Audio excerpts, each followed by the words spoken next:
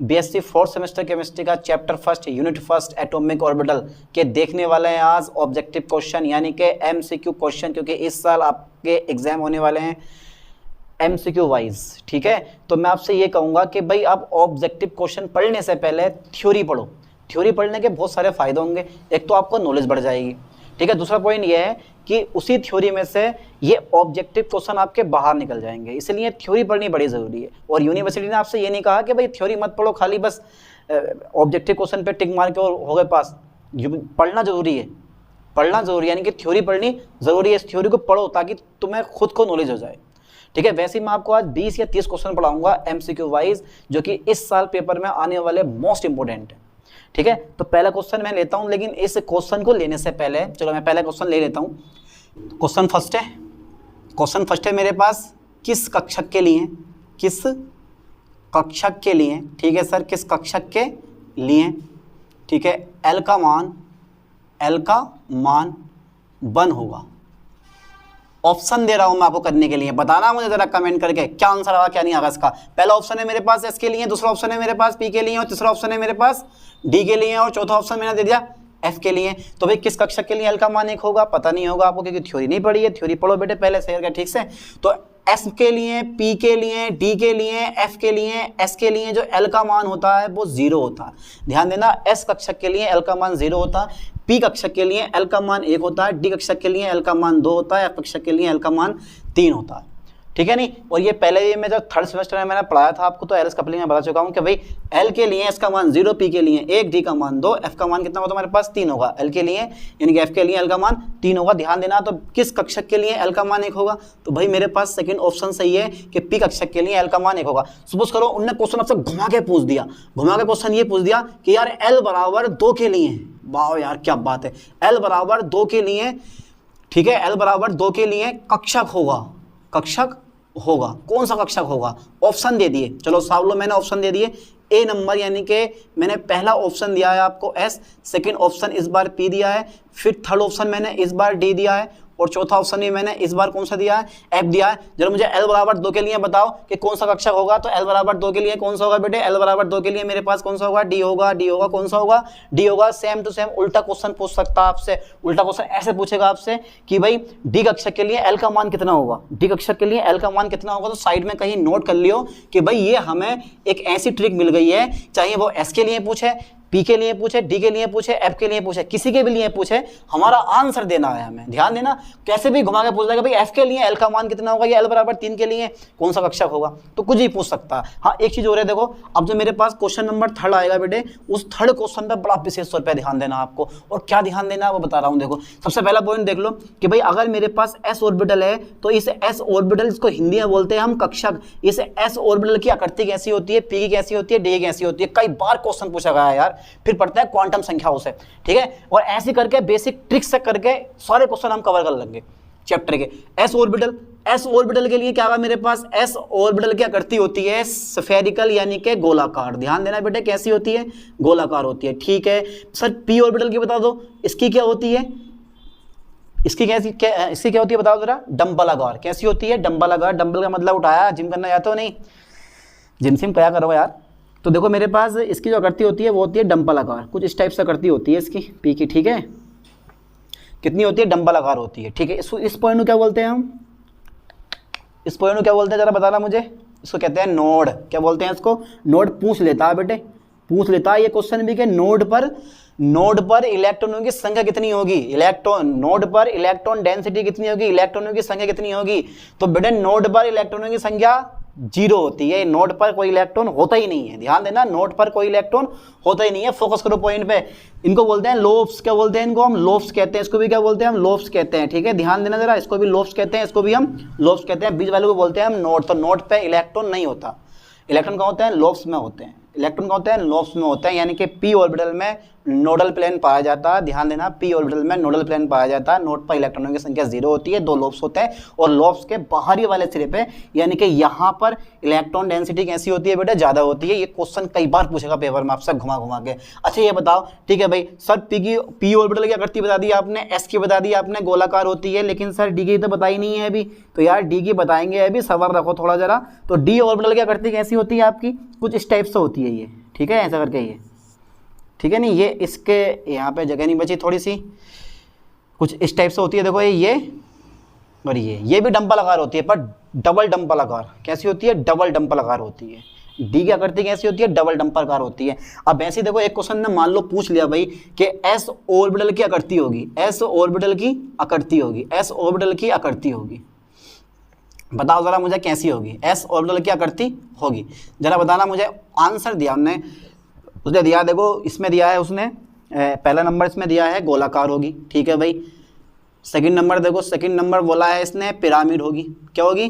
Pyramid होगी, ठीक है भाई। और थर्ड नंबर कौन सा बोला उसने? ध्यान देना, मैं क्रम बाई चल रहा हूँ, क्रम बाई लेके समझाते हुए। थर्ड नंबर उसने दिया है टेट्राहेड्रल होगी, इंग्लिश में लिखा है टेट्राहेड्रल, टेट्राहेड्रल, हेड्रल, ठीक है, टेट्राहेड्रल। और फोर्थ नंबर लिखा है, फोर्थ नंबर लिखा है इसने बेलनाकार।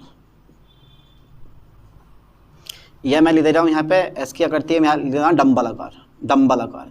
जरा मुझे बताओ बेटे क्या करती होगी? एस ऑर्बिटल की आकृति कैसी होगी? सिंपल सी बात है यार, कैसी होगी? गोलाकार होगी। क्वेश्चन घुमा के पूछेगा कि गोलाकार आकृति होगी, क्वेश्चन घुमा के आपसे पूछेगा, क्वेश्चन नंबर 4 में लिखा जाऊँ, क्वेश्चन घुमा के पूछेगा कि गोलाकार आकृति होगी, पक्का फंसेगा पेपर में क्वेश्चन इनमें से, गोलाकार आकृति होगी। तो गोलाकार आकृति किसकी होगी जरा मुझे बताओ?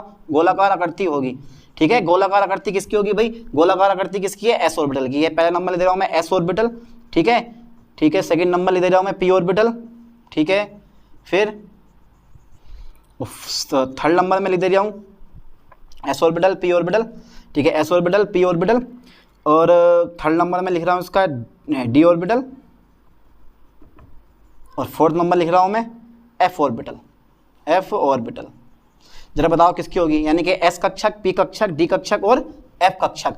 तो गोलाकार आकृति किसकी होती है? एस ऑर्बिटल की, यानी कि एस कक्षक की आकृति होती है। हिंदी में लिखा हुआ मिल सकता है ये ऑर्बिटल, इंग्लिश में भी बोलते हैं ऑर्बिटल, कभी कभी वो ऑर्बिटल को कभी कभी वो हिंदी में ले देता है ऑर्बिटल, ना तो इसको हिंदी में कहते हैं कक्षक। तो एस ऑर्बिटल की आकृति कैसी होती है बेटे? गोलाकार होती है। वैसे तुमसे पूछ लेगा डंपल आकार किसकी आकृति होती है, तो समझ गए ना चीज को? तो क्वेश्चन देखो बहुत सारे क्वेश्चन बन जाएंगे यार इसमें से, बहुत सारे क्वेश्चन कैसे बनेंगे? गोलाकार आकृति होगी एस ऑर्बिटल की, पूछ लेगा आपसे कि एस ऑर्बिटल की आकृति कैसी होती है? गोलाकार होती है। आपसे पता कर सकता है कि यार पी ऑर्बिटल की आकृति कैसी होती है? आप बोलोगे डंबल आकार होती है। पी ऑर्बिटल की आकृति कैसी होती है? डंबल आकार होती है। ध्यान देना, पी ऑर्बिटल की आकृति कैसी होती है? डंबल आकार होती है। डी ऑर्बिटल की आकृति कैसी होती है? डबल डंबल आकार होती है। ये पूछ लेगा डंबल आकार आकृति होती है, डंबल आकार आकृति होती है, किसकी होती है? पी की होती है। तो बहुत सारे क्वेश्चन कवर कर सकता है, ठीक है नहीं? तो ध्यान देना इस चीज पे कि एस ऑर्बिटल की आकृति गोलाकार होती है, पी की कितनी होती है तुम्हारे पास? पी की होती है डंबल आकार, और डी की होती है तुम्हारे पास डबल डंबल आकार, ठीक है नहीं? हिंदी में डंबल ही बोलते हैं इसको। तो मेरे पास 4 क्वेश्चन हो गए, चलो उसके बाद देखते हैं फिर। तो इस चीज को समझ गए होगा आप लोग। यहाँ इरेज कर देता हूँ मैं इस चीज को। मेरे पास क्वेश्चन बहुत ही जबरदस्त है, गोलाकार आकृति होगी, ठीक है। अगर उन्होंने बोल दिया कि डंबल आकार आकृति होगी, डंबल आकार आकृति होगी, किसकी होगी? क्वेश्चन नंबर 5 में लिख रहा हूँ, क्वेश्चन नंबर 5, डंबल आकार, डंबल आकार, डंबल आकार आकृति होगी, डंबल आकार आकृति होगी। भाई किसकी आकृति होगी? डंबल आकार। जरा मुझे पहला नंबर बताओ, एस की होगी, पी की होगी, डी की होगी, या फिर एस पी डी, या फिर एफ की होगी? बताओ जरा किसकी होगी? तो बेटे मेरे पास होगी डंबल आकार आकृति पी की होगी, ठीक है। ऐसी डी की पता कर सकता, ठीक है। तो बहुत सारे ऑप्शन में पता कर सकता, पर ध्यान देना अपने पॉइंट पे जो मैंने लिखवाया ये नोट कर लेना, ठीक है। स्क्रीनशॉट लेके उसको नोट कर लेना, और इनमें से क्वेश्चन पक्का फंसेगा पेपर में। इसके बाद देखो जरा, हाँ आपने क्वांटम नंबर पढ़ रखे हैं, क्वांटम नंबर पढ़े ना। एक चीज और बता रहा हूं तुम्हें, नोड पर इलेक्ट्रॉनों की संख्या होगी, बहुत मोस्ट क्वेश्चन है, वेरी इंपॉर्टेंट क्वेश्चन है, ध्यान देना। नोड पर, काय पर? नोड पर इलेक्ट्रॉनों की संख्या होगी। कौन सा नंबर मेरे पास कौन सा आ गया बेटे? 6 आ गया। तो नोड पर इलेक्ट्रॉनों की संख्या होगी, कितनी होगी जरा मुझे बताओ? नोड पर इलेक्ट्रॉनों की संख्या होगी, नोड पर इलेक्ट्रॉनों की संख्या होगी यार, कितनी होगी? नोड मैंने बता दिया आपको कितनी होगी। पहला नंबर मेरे पास है 3 होगी, दूसरा नंबर मेरे पास है यार 4 होगी, तीसरा नंबर मेरे पास है 7 होगी, और चौथा नंबर मेरे पास है 0 होगी। तो नोड पर इलेक्ट्रॉनों की संख्या कितनी होती है जरा मुझे बताओ? तो 0 होती है। अब सिंपल सी बात है, नोड पर कोई इलेक्ट्रॉन होता ही नहीं है, नोड पर कोई इलेक्ट्रॉन होता ही नहीं है। अच्छा मुझे जरा ये बताओ, पी ऑर्बिटल में कितने लोब्स होते हैं? पी ऑर्बिटल में लोब्स की संख्या होगी, पी ऑर्बिटल में लोब्स की संख्या होगी। क्वेश्चन नंबर 7 है मेरे पास, पी ऑर्बिटल में, काय में? पी ऑर्बिटल में लोब्स, या पी कक्षक बोल दिया, हिंदी में पेपर में आ गया आपके, तो मैंने हिंदी में बोल रहा हूँ। पी कक्षक में लोब्स की संख्या होगी, लोब्स की संख्या होगी, कितनी होती है जरा बेटे मुझे बताओ जरा? पी ऑर्बिटल में लोब्स की संख्या कितनी होगी, पी ऑर्बिटल में लोब्स की संख्या कितनी होगी। ऑप्शन दे रहा हूँ मैं, पहला नंबर मेरे पास 2 है, सेकंड नंबर मेरे पास 3 है, थर्ड नंबर मेरे पास है 7 और चौथा नंबर है मेरे पास 0। बताओ ज़रा पी ऑर्बिटल में यानी कि पी लोब्स में, पी कक्षक में लोब्स की संख्या कितनी होगी, कितनी होगी बेटे 2 होगी। ठीक है, राइट आंसर कितना इसका 2 है, तो 2 लोब्स बनाए थे मैंने, 2 इसके आंसर होगा। ठीक है नहीं, तो इसके बाद देखो नया क्वेश्चन मेरे पास आता है। एक क्वेश्चन मेरे पास ये आता है कि क्वेश्चन नंबर 8 मेरे पास आ गया है और 8वां क्वेश्चन पूछा उसने 2p कक्षक में, 2p कक्षक में, ठीक है 2p कक्षक में, या मैंने बोल दिया कि 2p उपकोष में, 2p उपकोष में कक्षकों की संख्या होगी, कक्षकों की संख्या होगी। बहुत बढ़िया क्वेश्चन है ये, क्वेश्चन है फंस जाओगे आप बेटे। इसमें लिखा हुआ 2 ऑप्शन लिखा हुआ है, 1 लिखा हुआ है, 3 ऑप्शन लिखा हुआ है, ठीक है, और थर्ड नंबर पे लिखा हुआ ऑप्शन नंबर 4 और उसमें तीसरे ऑप्शन में 4 लिखा हुआ है और लिखा हुआ है इस जगह मेरे पास 7।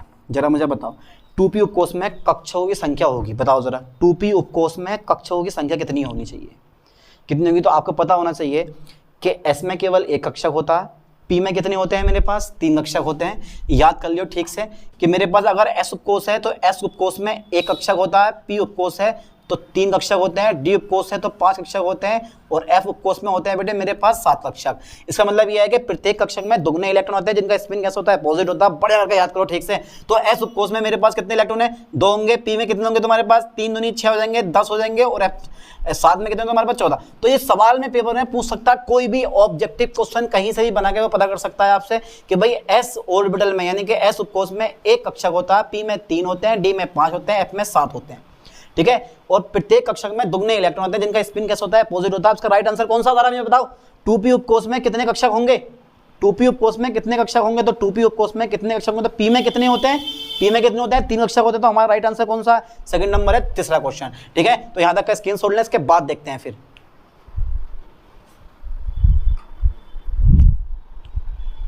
चलो फिर आप देख लेते हैं क्वांटम संख्या से संबंधित प्रश्न, ठीक है। तो क्वांटम संख्या के बारे में आपको पता होना चाहिए, ना पढ़ा है तो डिस्क्रिप्शन में मैं क्वांटम संख्या का लिंक डाल दूंगा, वो देख लेना आप, ठीक है। थ्योरी पढ़ लेना पहले। चलो फिर देखो ध्यान से जरा। तो पहले मैं बता दूं तुम्हें क्वांटम संख्या रियलिटी में होती क्या है। तो देखो मुख्य क्वांटम संख्या होती है, तो पहली जो क्वांटम संख्या आती है वो आती है मेरे पास n, ये है मुख्य क्वांटम संख्या। दूसरी आती है द्विगंशी क्वांटम संख्या। तीसरी आती है मैग्नेटिक क्वांटम संख्या यानी कि मैग्नेटिक क्वांटम नंबर, चुंबकीय क्वांटम संख्या। और चौथी जो आती है मेरे पास वो आती है बेटे s चक्रण क्वांटम संख्या। तो क्वांटम संख्याएं 4 प्रकार की होती हैं। अब n का जो वैल्यू होती है वो हमेशा 1 2 3 4 होगी, dot dot dot dot. l की जो वैल्यू होगी वो हमेशा n के लिए 0 से n-1 होगी, हमेशा ये कम रहेगी, ठीक है। और अगर m की जो वैल्यू होगी वो हमेशा होती है -l से कहाँ तक बेटे, +l तक, ठीक है सर। और जो s की वैल्यू आती है वो हमेशा +1/2 होगी। s का मान 1 तो 1/2 होगा और s का मान 1/-2 होगा। और अगर मेरे पास l का मान दे रखा है तो m का मान निकालने का एक छोटा सा फॉर्मूला है 2l+1, 2l+1, ठीक है नहीं। तो ये पढ़ो आप सही करके, और जब ये डिटेल से सीख जाओगे तो कंप्लीट आप समझ जाओगे। अब क्वांटम संख्या से कैसे क्वेश्चन पूछेगा हम वो देख लेते हैं। क्वेश्चन फर्स्ट मेरे पास है कि भाई l बराबर 2 के लिए, l बराबर 2 के लिए, ठीक है, m का मान क्या होगा, m का मान क्या होगा बताओ ज़रा मुझे। मैं ऑप्शन देता हूँ आपको लिखने के, करने के, बताने के लिए। तो पहला ऑप्शन है मेरे पास 3 होगा, ठीक है। सेकंड नंबर है मेरे पास 5 होगा, ठीक है। फिर मेरे पास 7 होगा और फिर मेरे पास 0 होगा। बताओ ज़रा l बराबर 2 के लिए m का क्या मान होगा। तो आपके माइंड में एक विचार आ रहा होगा कि यार ये वाला ठोक दो, 0 लॉक कर दो, पर ये होगा नहीं। कितना होगा मेरे पास, फॉर्मूला लगाओ। देखो m का मान पूछा ना, तो मैंने बोला कि m का मान कितना, 2l+1। l का मान कितना है मेरे पास बेटे, बताओ ज़रा पहले। l का मान कितना है मेरे पास, 3 है। l का मान कितना है मेरे पास, वो l का मान कितना है मेरे पास, 2 है। l का मान 2 रखो, 2 दूनी 4, 4 और 1 5। हमारा राइट आंसर क्या है, 5 है। ऐसे क्वेश्चन जब पता करेगा, क्वेश्चन नंबर मेरे पास शायद 9 हो गया, क्वेश्चन नंबर 10 मेरे पास आगा कि l बराबर 3 के लिए, l बराबर 3 के लिए m का मान क्या होगा, m का मान क्या होगा। जरा मुझे इसका भी राइट आंसर बताओ। ये सब आपके पेपर में दे रखे हैं। l बराबर 3 के लिए m का मान क्या होगा। भाई l बराबर 3 के लिए यार m का मान क्या होगा। तो पहला ऑप्शन मैं दे रहा हूँ 3, दूसरा ऑप्शन दे रहा हूँ मैं 1 और तीसरा ऑप्शन दे रहा हूँ मैं 7 और चौथा ऑप्शन दे रहा हूँ मैं 9। जरा मुझे बताओ बेटे l बराबर 3 के लिए m का मान क्या होगा, सोचो ज़रा कौन सा होगा। तो 3 दूनी 6, 6 और 1 7, राइट आंसर मेरे पास कितना होगा 7 होगा। तो इस ट्रिक से पढ़ो, सारे के सारे क्वेश्चन आई होप कि आप कंप्लीट कर दोगे, ठीक है। इसके बाद मेरे पास नया क्वेश्चन आएगा, देखो नया क्वेश्चन है मेरे पास 2p कक्षक के लिए, क्वेश्चन नंबर 11 है। क्वेश्चन नंबर 11 में ले रहा हूँ, चलो मैं यहाँ लेता हूँ। क्वेश्चन नंबर 11 है मेरे पास 2p कक्षक के लिए, बहुत बढ़िया क्वेश्चन है। 2p कक्षक के लिए दिमाग वाला क्वेश्चन है, हार्ड क्वेश्चन चल रहे हैं 2p कक्षक के लिए, ठीक है। 2p कक्षक के लिए n तथा l का मान होगा, n तथा l का मान होगा। बताओ ज़रा बेटे मुझे आप क्या होगा। अरे यार ये तो बड़ा कर रहा सवाल आ गया। n बराबर 2, p बराबर 1, ठीक है भाई, ठीक है। l बराबर 2 के लिए n तथा l बराबर 1, तो सेकंड नंबर मेरे पास आ गया n बराबर 1, l बराबर 2, ठीक है भाई। इसका थर्ड ऑप्शन यहाँ ले दे रहा हूँ, हो सकता है कि ना दिखाई दे रहा हो आपको। थर्ड नंबर दे रहा हूँ मैं यहाँ पे n बराबर 3 और l बराबर 0। और फोर्थ ऑप्शन मेरे पास है इसका बेटे, फोर्थ ऑप्शन मैंने दिया है n बराबर 0 और l बराबर 2। मुझे राइट आंसर बताओ ज़रा कौन सा होगा इसका, सोच के कौन सा आंसर है। देखो पहला पॉइंट तो याद कर लो, अगर 2p कक्षक के लिए n और l का मान उसने पूछा है तो हमें घबराने की जरूरत नहीं है, सवाल बड़ा इजी है। सवाल इजी क्यों है, देखो कक्षकों की संख्या यानी कि कक्षा की संख्या को हम बोलते हैं n, मुख्य क्वांटम संख्या, ये कक्षा की संख्या होती है। तो यहाँ कक्षा की संख्या कितनी है मेरे पास 2, n बराबर 2 आ गया। और मैंने बोला कि p के लिए s के लिए l का मान होता है 0, p के लिए 1, d के लिए 2, f के लिए 3 होता है। तो सिंपल सी बात है, मेरे पास राइट आंसर कौन सा आई है, p के लिए l का मान 1 हो गया और n का मान मेरे पास 2 हो गया। बहुत बढ़िया सवाल है, एक वेरी इंपॉर्टेंट सवाल है, ढंग के साथ में आपको कर लेना। नेक्स्ट क्वेश्चन मेरे पास ये है कि एक क्वेश्चन और है, देखो क्वेश्चन नंबर 11 हो गया, कौन सा नंबर मेरे पास 12 है। क्वेश्चन नंबर 12 मेरे पास होगा यार कि 3f के लिए, 3f के लिए, ठीक है सर, 3f के लिए n तथा l का मान होगा, n तथा l का मान होगा, l का मान होगा, l का मान होगा, ठीक है साहब। बताओ जरा n तथा l के लिए, 3f के लिए n तथा l का मान होगा। पहला ऑप्शन मेरे पास है n बराबर 0 और l बराबर 3। दूसरा ऑप्शन मेरे पास है n बराबर 3 और f बराबर भी 3 बोल दिया है। सेकंड नंबर मेरे पास है n बराबर 3 बट l बराबर 2। और थर्ड नंबर फोर्थ नंबर मैंने बोल दिया इनमें से कोई नहीं, इनमें से कोई नहीं। इसका राइट आंसर कौन सा होगा बेटे, इनमें से कोई नहीं। अब कुछ बंदे तो ये सोच के जाते हैं कि यार सर जो इनमें से कोई नहीं है, अगर कोई पेपर में ऐसा आता तो वो होगा, पर ऐसा होता नहीं है। जरा मुझे बताओ कि 3f के लिए n तथा l का मान होगा क्या होगा। देखो कक्षा की संख्या मेरे पास कितनी है 3 है, तो n का मान कितना हो गया 3, क्योंकि n जो है कक्षा की संख्या को शो करता है, तो n बराबर 3 हो गया। f के लिए l का मान कितना आता है, यहाँ लिख दे रहा हूँ, l का मान कितना आता है बेटे 3 आता है। इसका मतलब हमारा आंसर राइट कौन सा है, सेकंड नंबर का। तो n बराबर 3, l बराबर 3। बहुत ही मोस्ट क्वेश्चन है, पेपर में ऐसे क्वेश्चन बहुत ज्यादा पूछता है, ठीक है। अब जरा एक क्वेश्चन और बताओ मुझे जरा, अनिश्चितता का सिद्धांत किसने प्रतिपादित किया। क्वेश्चन पेपर में आता है, बहुत इंपॉर्टेंट क्वेश्चन है ये भी। तेरा अनिश्चितता का सिद्धांत रट्टा मान लो बड़े करके, अनिश्चितता का सिद्धांत, ध्यान देना, अनिश्चितता का सिद्धांत का प्रतिपादन किसने करा, का प्रतिपादन किसने करा, जरा मुझे बता सकता है भाई कोई, का प्रतिपादन किसने किया, किसने किया। बहुत बढ़िया क्वेश्चन है, अनिश्चितता का सिद्धांत का प्रतिपादन किसने किया। जब इसका राइट आंसर मुझे बताओ। पहला नंबर है मेरे पास अफबाहु, वाह वाह क्या बात है, अफबाहु, ठीक है sir. Second number Heisenberg, Heisenberg कितना शानदार नाम है, हाइजेनबर्ग, ठीक है। और सेकंड नंबर, थर्ड नंबर मेरे पास है, टॉप मोस्ट क्वेश्चन है ये, टॉप मोस्ट क्वेश्चन, अफबाहु, हाइजेनबर्ग और मेरे पास पाउलिया, पाउली मतलब पाउलिया, पाउली। और फोर्थ नंबर मेरे पास है हुंड, कौन सा मेरे पास हुंड। अब बताओ जरा अनिश्चितता का सिद्धांत का प्रतिपादन किसने किया बेटे, जरा मुझे बताओ अनिश्चितता के सिद्धांत का प्रतिपादन किसने किया, किसने किया, किसने किया, जरा बताओ। हाइजेनबर्ग ने किया, ठीक है, हाइजेनबर्ग ने सन 1927 में किया, ठीक है, किसने, हाइजेनबर्ग ने। राइट आंसर कौन सा हमारे पास, हाइजेनबर्ग है। और हाइजेनबर्ग ने अनिश्चितता का सिद्धांत का प्रतिपादन किया, ठीक है, हो जाएगा यार, कर लो कितने क्वेश्चन कवर, ठीक है भाई। नेक्स्ट क्वेश्चन मेरे पास आता है, क्वेश्चन नंबर 13 और दे रहा हूँ मैं, क्वेश्चन नंबर 14, क्वेश्चन नंबर 14 मेरे पास आता है, ठीक है। अगर क्वेश्चन में कोई नंबरिंग गलत हो तो ध्यान रखना नंबर का। तो क्वेश्चन नंबर मेरे पास 14 आता है। चौथा नंबर मेरे पास ये आता है, बहुत मोस्ट क्वेश्चन है, इलेक्ट्रॉन का कोणीय संवेग निर्भर करता है, इलेक्ट्रॉन का कोणीय संवेग निर्भर करता है, कोणीय संवेग निर्भर करता, कोणीय संवेग निर्भर करता, जरा मुझे बताओ बेटे, निर्भर करता है, इलेक्ट्रॉन का कोणीय संवेग निर्भर करता है। पहला नंबर है मेरे पास मुख्य क्वांटम संख्या पे, दूसरा नंबर है मेरे पास द्विगंशी क्वांटम संख्या पे, तीसरा नंबर है मेरे पास चुंबकीय क्वांटम संख्या पे, और चौथा नंबर है मेरे पास उपयुक्त सभी पर, उपर्युक्त तीनों पर, काय पर, तीनों पर। इसका राइट आंसर कौन सा है? इलेक्ट्रॉन का कोणीय संवेग। इलेक्ट्रॉन का कोणीय संवेग निर्भर करता है किस चीज पर निर्भर करता है? जरा मुझे बताओ, एन पे, एल पे, एम पे या तीनों पर? तो तीनों पर डिपेंड करता है, ठीक है नहीं। तो इसका राइट आंसर कौन सा है मेरे पास? तीनों पे डिपेंड करता है। इलेक्ट्रॉन का कोणीय संवेग निर्भर करता है एन, एल और एम, तीनों पे डिपेंड करता है, यानी कि मुख्य क्वांटम संख्या पे भी, द्विगंशी क्वांटम संख्या पे भी और एम पे भी डिपेंड करता है, ठीक है नहीं। तो कितने क्वेश्चन होंगे मेरे पास? 14 क्वेश्चन हो गए। तो यहाँ तक का स्क्रीनशॉट लें, इसके बाद देखते हैं फिर, क्योंकि थ्योरी से ही हमारे ऑब्जेक्टिव क्वेश्चन निकलने वाले हैं। तो पाउली का अपवर्जन नियम होता है, किसी परमाणु में किन्हीं दो इलेक्ट्रॉनों के लिए चारों क्वांटम संख्या का मान समान नहीं हो सकते हैं। तो इसका जो ऑब्जेक्टिव क्वेश्चन है, क्वेश्चन नंबर 15 में कुछ स्टेप से लिख रहा हूँ। क्वेश्चन नंबर 15 पे थोड़ा ध्यान देना। किसी परमाणु में, ठीक है, किसी परमाणु में, ठीक है, किन्हीं दो इलेक्ट्रॉनों के लिए, किन्हीं दो इलेक्ट्रॉनों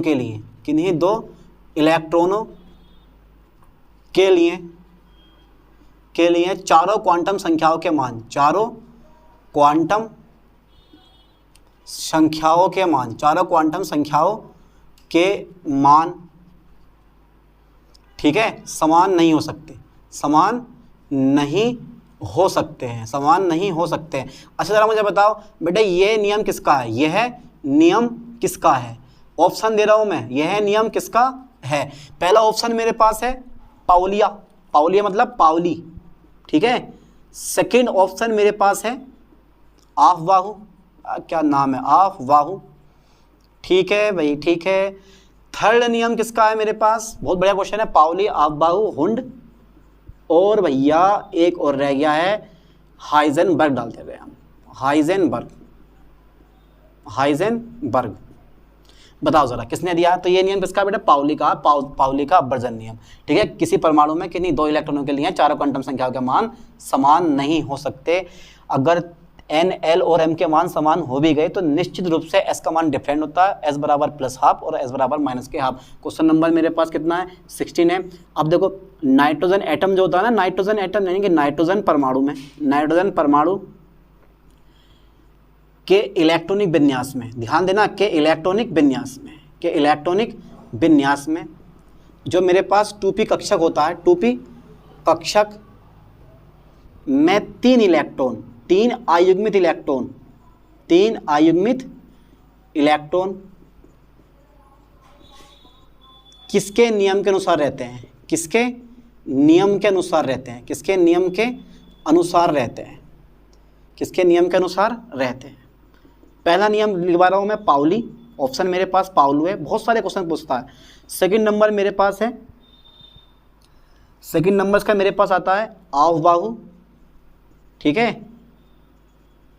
और थर्ड नंबर मेरे पास आता है हुंड का नियम या ऑफबाहु का नियम, ठीक है, या ऑफबाहु या हुंड बोल दिया मैंने, चलो हुंड का नियम बोल दे रहा हूँ मैं। और मेरे पास फोर्थ नंबर आता है बेटे हाइजेनबर्ग की अनिश्चितता का नियम, हाइजेनबर्ग की अनिश्चितता का नियम। तो पाउली का अपवर्जन नियम, ऑफबाहु का नियम, हुंड का नियम, हाइजेनबर्ग की अनिश्चितता का नियम। कौन सा राइट आंसर है? नाइट्रोजन परमाणु के इलेक्ट्रॉनिक विन्यास 2p कक्षक में 3 अयुग्मित इलेक्ट्रॉन किसके नियम के अनुसार रहते हैं? जरा मुझे बताओ। तो नाइट्रोजन एटम का परमाणु क्रमांक होता है हमारा बेटे 7 होता है। नाइट्रोजन 1s2, 2s2 और 2p3। तो लास्ट में मेरे पास कितने आते हैं? 3 इलेक्ट्रॉन आते हैं 2p3 में, और सबके सब क्या होता है? तो हमारे पास सिंगल होते हैं। आपको पता होना चाहिए 1, 2, 3 सबके सब क्या होते हैं? सिंगल होते हैं। और इलेक्ट्रॉन तभी युग्मित होंगे जब प्रत्येक कक्षक में एक इलेक्ट्रॉन भर जाता है। तो ये नियम किसका? तो हमारे पास हुंड का नियम है। पढ़ो बढ़िया करके इसको। तो हुंड के नियम के अनुसार ऐसा होता है, ठीक है नहीं। चलो मैं ऐसा हटा देता हूँ। मेरे पास नया क्वेश्चन आता है बेटे, नया क्वेश्चन मेरे पास कुछ इस टाइप का आता है, थोड़ा ज़रा ध्यान देना। क्वेश्चन नंबर मेरे पास आ गया इस समय 16, 17, ठीक है। m के लिए, m के प्रत्येक मान के लिए, m के प्रत्येक मान के लिए, m के प्रत्येक मान के लिए s का मान होगा, s का मान होगा, ठीक है।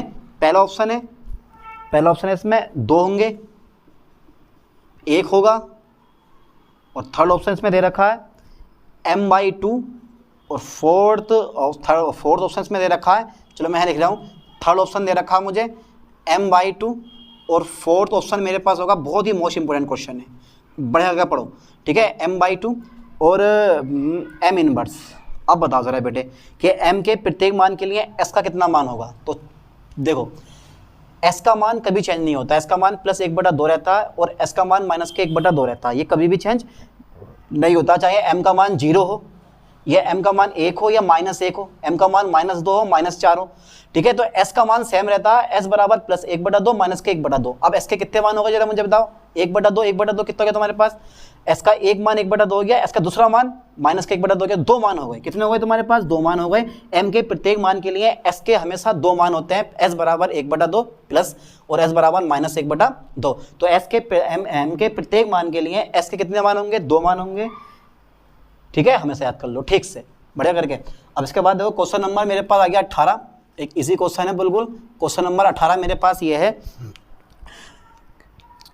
चक्रण क्वांटम संख्या यानी कि s बराबर +1/2 में 2 के लिए, s बराबर +1/2 के लिए d कक्षक में या d उपकोष में इलेक्ट्रॉनों की अधिकतम संख्या होगी, इलेक्ट्रॉनों की अधिकतम संख्या होगी। वेरी इंपॉर्टेंट क्वेश्चन है, ध्यान से देना जरा से करके। s बराबर +1/2 के लिए d उपकोष में इलेक्ट्रॉनों की अधिकतम संख्या होगी, अधिकतम संख्या होगी, जरा मुझे बताओ क्या होगी। s बराबर +½ के लिए d उपकोष में इलेक्ट्रॉनों की अधिकतम संख्या होगी, कितनी होनी चाहिए। पहला नंबर मेरे पास है ऑप्शन में 5 होनी चाहिए, दूसरा नंबर है मेरे पास 10 होनी चाहिए, तीसरा नंबर है मेरे पास 14 होनी चाहिए और फोर्थ नंबर है मेरे पास 0 होनी चाहिए। s बराबर 1/2 के लिए d उपकोष में इलेक्ट्रॉनों की संख्या कितनी होगी।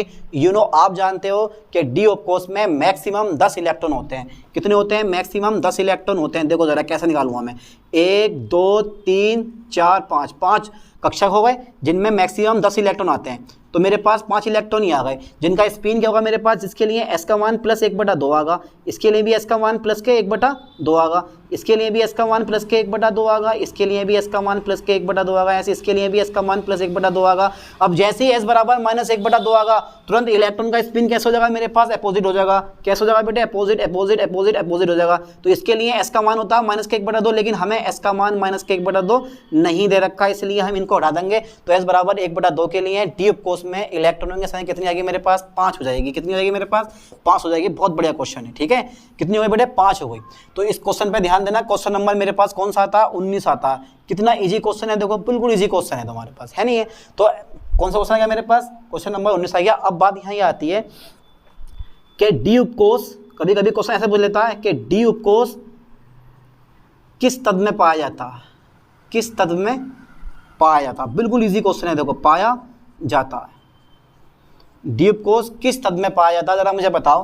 पहला नंबर ले लिया मैंने बेटे हीलियम, सेकंड नंबर लिया है मैंने इसका नियोन, और थर्ड नंबर लिया है मैंने मैग्नीज, और फोर्थ नंबर लिया है मैंने हीलियम मैग्नीज नियोन, और उसके बाद मैंने लिया है आर्गन। जरा मुझे बताओ कि किस तत्व में डी उपकोष पाया जाता है, यानी कि कौन सा तत्व डी ब्लॉक एलिमेंट है। आपको ये नॉलेज होनी चाहिए, बताओ जरा कौन सा तत्व डी ब्लॉक एलिमेंट है। ठीक है, मैग्नीज 25 नंबर पर आता है 3d5 4s2।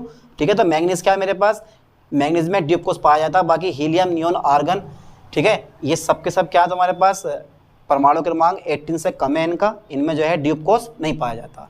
ठीक है, नहीं तो मैग्नीज में क्या होता है तुम्हारे पास, डी उपकोष पाया जाता है। राइट आंसर मेरे पास कौन सा मिल गया बेटे इसका, मैग्नीज मिल गया। क्वेश्चन नंबर मेरे पास 20 आता है, और 20 क्वेश्चन है बड़ा इजी। Px क्या बोला मैंने, Px में नोडल तल होंगे, नोडल तल होंगे, नोडल तल होंगे। पहला नंबर है मेरे पास 1, दूसरा ऑप्शन है मेरे पास 2, तीसरा ऑप्शन है मेरे पास 3, और चौथा ऑप्शन है मेरे पास 0। इसमें से राइट आंसर बताओ जरा, डी उपकोष में यानी कि Px में नोबल तल कितने होंगे, बताओ जरा कितने होने चाहिए आपके अकॉर्डिंग। तो मैंने बताया कि भाई P उपकोष में नोड क्या होती है, एक ही होती है, जिस पर इलेक्ट्रॉन डेंसिटी 0 होती है। तो मतलब कितनी होती है मेरे पास, एक होती है, एक ही नोडल तल होता है। ठीक है, P उपकोष में एक ही नोड होती है, यानी कि एक ही नोडल तल होता। तो ये 20 मोस्ट इंपोर्टेंट क्वेश्चन हो गए।